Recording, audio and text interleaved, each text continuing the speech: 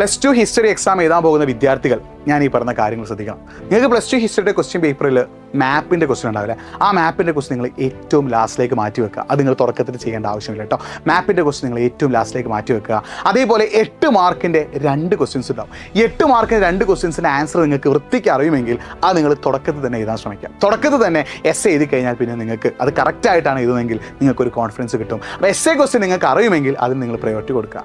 പിന്നെ നിങ്ങൾ മാർക്കിനനുസരിച്ച് വേണം ആൻസർ ചെയ്താൽ. 2 മാർക്കിന് 4 പോയിന്റ്, 3 മാർക്കിന് 6 പോയിന്റ്, 4 മാർക്കിന് 8 പോയിന്റ്, അങ്ങനെ എത്ര മാർക്കിനാണോ ചോദിച്ചത് അതിനനുസരിച്ചുള്ള പോയിന്റാണ് നിങ്ങൾ എന്ത് ചെയ്യേണ്ടത്, ആൻസർ പേപ്പറിൽ എഴുതേണ്ടത്. അനാവശ്യമായിട്ട് എക്സ്ട്രാ പോയിന്റ് എഴുതിയിട്ട് നിങ്ങൾ നിങ്ങളുടെ സമയം കളയരുത്.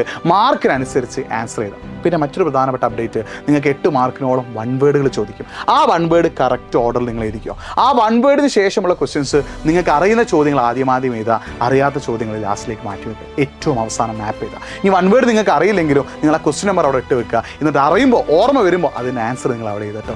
നന്നായി പഠിക്കുക, ഉഷാറായി പഠിക്കുക. +2 ഹിസ്റ്ററി എക്സാം ഒരു ബുദ്ധിമുട്ടാവില്ല, ഈസി ആയിരിക്കും. നിങ്ങൾ അടിപൊളിയായിട്ട് പഠിക്കാൻ തയ്യാറാണെങ്കിൽ നിങ്ങളെ തേടി ഏറ്റവും മികച്ച മാർക്ക് നിങ്ങൾക്ക് +2 ഹിസ്റ്ററി കിട്ടും. നന്നായി പഠിക്കുക. All the best.